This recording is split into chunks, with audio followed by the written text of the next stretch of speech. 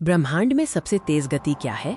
ये वो सवाल है जिसने सदियों से मानवता को मोहित किया है। लेकिन क्या होगा अगर हम उस सीमा को तोड़ दें? क्या होगा अगर इंसान प्रकाश की गति से तेज यात्रा करे? ये सिर्फ विज्ञान कथा, साइफाई नहीं है।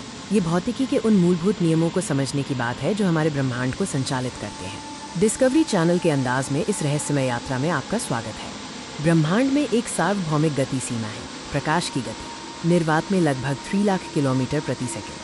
ये गति ब्रह्मांड के लिए एक अपरिवर्तनीय नियम है। लेकिन क्या मनुष्य अपनी महत्वाकांक्षा और तकनीक के दम पर इस परम गति सीमा को तोड़ सकता है?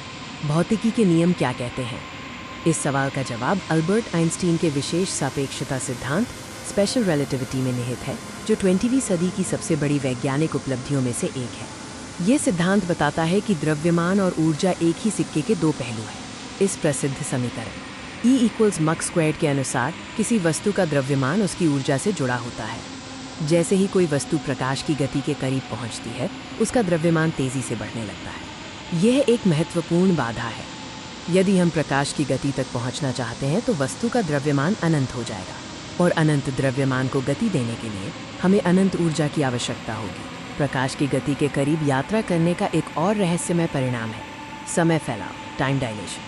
यात्री के लिए समय बाहरी दुनिया की तुलना में धीमा हो जाएगा। कल्पना कीजिए, एक अंतरिक्ष यात्री एक लंबी यात्रा पर जाता है। जब वो लौटता है तो उसके लिए कुछ ही साल बीते होंगे, लेकिन पृथ्वी पर दशकों बीत चुके होंगे। वो भविष्य में यात्रा कर चुका होगा। लेकिन अगर हम किसी तरह प्रकाश की गति की बाधा को तोड़ दें तो क्या होगा? भौतिकी की हमारी वर्तमान समझ कहाँ लड़खड़ा जाती है। गणितीय रूप से प्रकाश की गति को पार करने पर वस्तु का द्रव्यमान काल्पनिक, इमेजिनरी हो जाएगा। ये एक ऐसी स्थिति है जिसका हमारी वर्तमान भौतिकी में कोई वास्तविक अर्थ नहीं है। आइंस्टीन के समीकरणों के अनुसार प्रकाश की गति से तेज यात्रा करने का मतलब होगा समय में पीछे की ओर जाना, जो कारण और प्रभाव, कॉज एंड इफेक्ट के नियम का उल्लंघन करता है। यह एक गंभीर विरोधाभास है। प्रकाश की गति के करीब या उससे तेज यात्रा करते समय ब्रह्मांड कैसा दिखेगा? यह हमारी कल्पना से कहीं ज़्यादा अजीब होगा।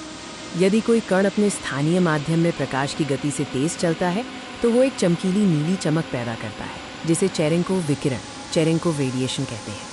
अंतरिक्ष में ये प्रभाव और भी विशाल और विकृत हो सकता है। गति इतनी तेज होगी कि अंतरिक्ष सिकुड़ता हुआ दिखाई देगा और दूर के तारे और आकाशगंगाएं विकृत होकर एक संकीर्ण केंद्रीय बिंदु में संकुचित होती हुई दिखाई देंगी, जिसे विंडो ऑफ हबल कहा जाता है। चूँकि सीधे तौर पर प्रकाश की गति को तोड़ना असंभव लगता है, वैज्ञानिक और विज्ञानफाई लेखक ऐसे तरीकों की कल्पना करते हैं जो दूरी को धोखा दे सके। वार्प ड्राइव अंतरिक्ष समय के कपड़े को वाहन के आगे संपीड़ित करके और पीछे फैलाकर काम करता है। इस तरह यात्री स्थानीय रूप से प्रकाश की गति से तेज यात्रा किए बिना तेजी से दूरी तय कर सकता है। वर्म होल्स अंतरिक्ष समय में एक काल्पनिक सुरंग है जो ब्रह्मांड के दो दूर के बिंदुओं को जोड़ती हैं। एक तरह के कॉस्मिक शॉर्टकट की तरह काम करती हैं। हालांकि इन्हें स्थिर रखने के लिए विदेशी पदार्थ, एक्सोटिक मैटर की आवश्यकता होगी। प्रकाश की गति से तेज यात्रा का विचार विज्ञान और कल्पना के चौराहे पर खड़ा है। ये हमें भौतिकी की हमारी वर्तमान सीमाओं पर विचार करने के लिए मजबूर करता है। वर्तमान वैज्ञानिक समझ के अनुसार किसी भी ज्ञात द्रव्यमान वाली वस्तु के लिए प्रकाश की गति तक पहुंचना असंभव है। इसके लिए अनंत ऊर्जा की आवश्यकता होगी और ये समय विरोधाभासों को जन्म देगा। लेकिन मानवता की खोज कभी नहीं रुकती। वार्प ड्राइव और वर्म होल जैसी अवधारणाएं हमें ब्रह्मांड की गहराई को समझने के लिए प्रेरित करती हैं। शायद भविष्य में हम प्रकाश की गति की बाधा को दूर करने का कोई नया रास्ता खोज लें। तब तक यह सवाल एक रहस्य बना रहेगा।